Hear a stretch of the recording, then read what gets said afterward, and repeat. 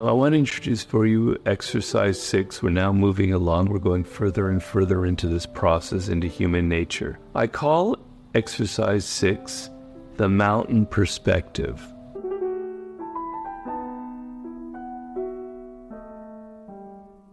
And where I want you to begin is, once again, you're in a quiet space and you're going into your own mind. And I want you to think about something that happened to you, let's say around 2 months ago. Just pick an event that stands out in your memory that was a bit emotional, right? That bothered you or excited you or whatever it was.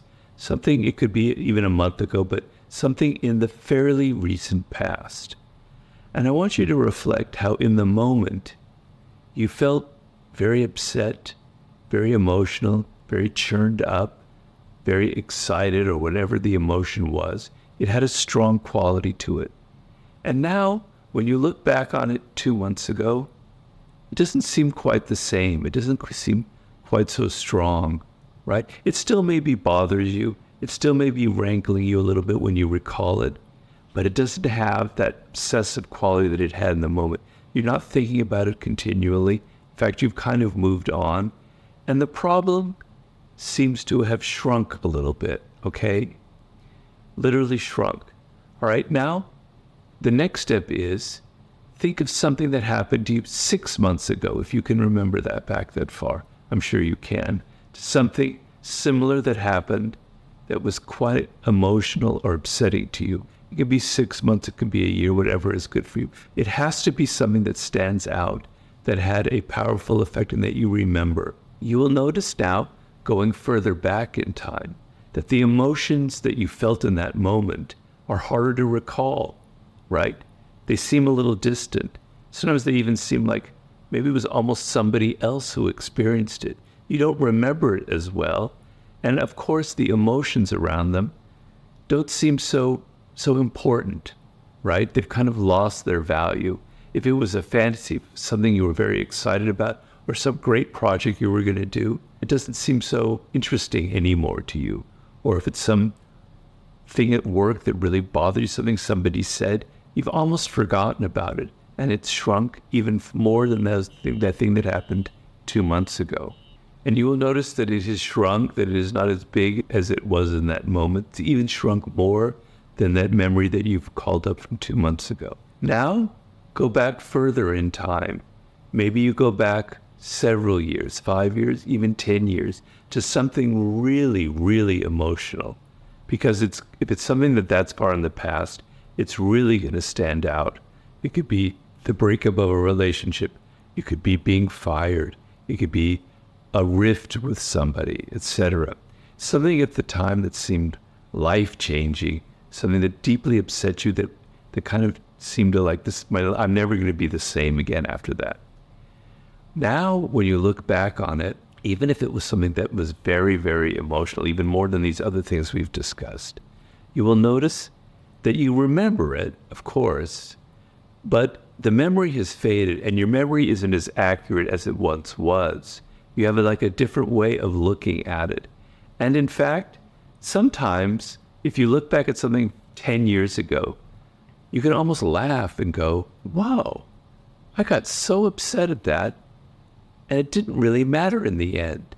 It wasn't such a big deal as I thought. That breaking up of the relationship, I'm over it, I'm on to something else. It was fine, it was a good thing.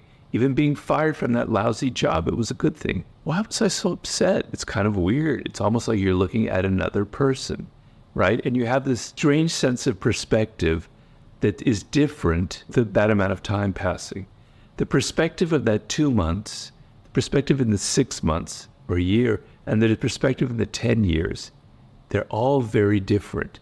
They all create a distancing effect from the emotional problem. The distancing effect is more and more and more. I now want to introduce the image of the mountain.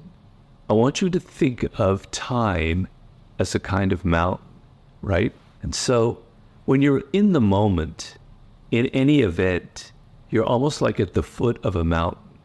You have no perspective. You're looking up and you can't see anything around you. You don't see the layout of the land that you're in. You just can see what's right in front of you, and it's that mountain, right? That's how it's like to be in the moment. In that 2-month period, you've now climbed up maybe a tenth of that mountain. And you're able to now look around and see more of what's going on. The mountain doesn't seem so enormous. It looms very much, but it's not so big as it once appeared to you. And you have this altered perspective and things look different. With more and more time, that perspective changes until you have a greater vista, of a greater expanse of what you can see, and things change, and you see more and more and more. You're seeing the reality of things. What you're seeing is perspective and priorities. So in the moment you have no perspective, and as you climb that mountain with time, you have more perspective. You're actually being more realistic. You're realizing that that wasn't so important, that wasn't such a priority in the particular moment. And when you get to the top of the mountain, sometimes, and that happens in life, where you've completely overcome this issue that bothered you once, you're seeing everything around the world. You're seeing the 360-degree perspective about yourself, about who you are. You have a totally different sense of what really, really matters in your life. Okay? So hold on to that image for a moment. And now, what we want to do here with this exercise is, right now in the present, there is some issue that's bothering you. And inevitably, as a human being, there's something on your mind. Okay? It can seem relatively small, but it rankles you. It's something that had a kind of compulsive thought that takes a hold of you. It's something emotional, generally having to do with people and what you're not getting from people, but it could be a disappointment in yourself as well, right? Or it could be a very important decision that you're facing. Whatever it is, it has a strong emotional component to it. In the moment now, it has a certain perspective to you, which it seems important, it seems it has weight, and you're worried about it. I want you to try, and this is not easy, but it's very, very powerful, to imagine that you're looking at this event 2 months in the future, and to see that, in 2 months, I'm not going to feel this way. It's going to be different.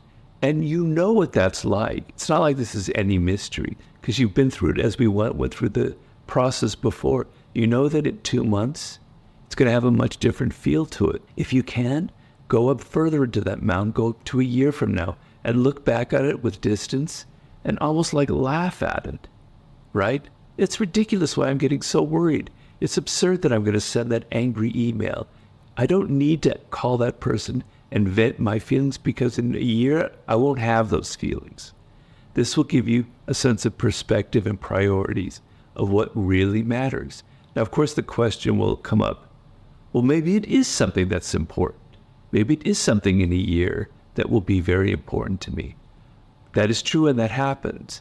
But when you go through this process, you will realize that. You will realize that, this relationship that's falling apart, it's going to be affecting me in a year, and it is very important to me, and maybe I need to repair it in something. I can't seem to get that same kind of perspective.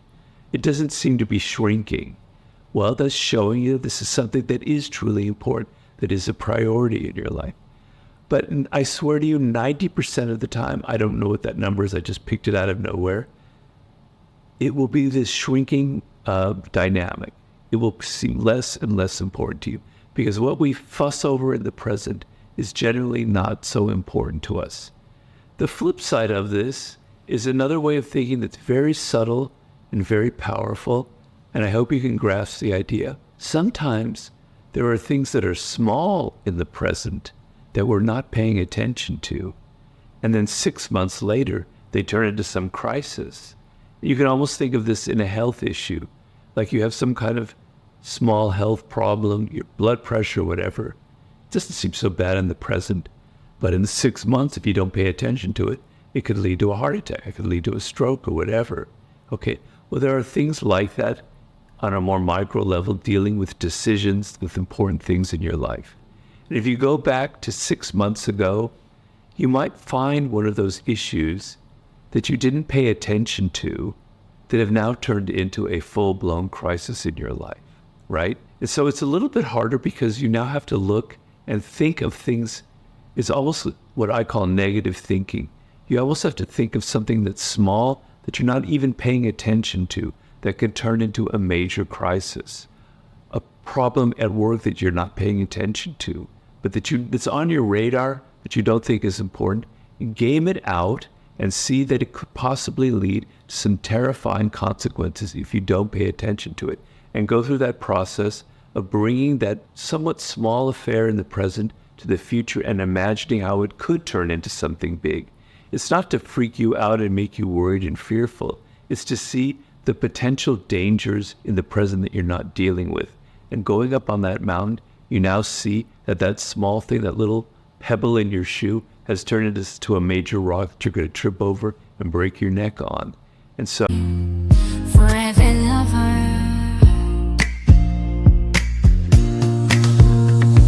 in the depths of the darkest night, your love shines through a guiding light. With every heartbeat I feel your grace. In your warm embrace I find my place. Darling, don't cry, don't shed a tear, for I'll be your fortress, I'll always be near. Though storms may rage and oceans may roar, I'll stand by your side forevermore. Through the trials and the tests we face, our love will endure, it cannot be erased. So dry your eyes, my love, and take my hand. Together we'll conquer. this exercise is an exercise in warping your sense of time, and distorting the perspective you have in the present, which actually is the distortion, and gaining some perspective and clearing your mind and seeing what really matters, what's really important, what's really critical in life. It's an immensely relieving exercise. It will relieve you of so much of your anxiety, of so much of the needless emotional turmoil that's going on in your life. Thank you. That was exercise 6, the mountain perspective, and good luck with that.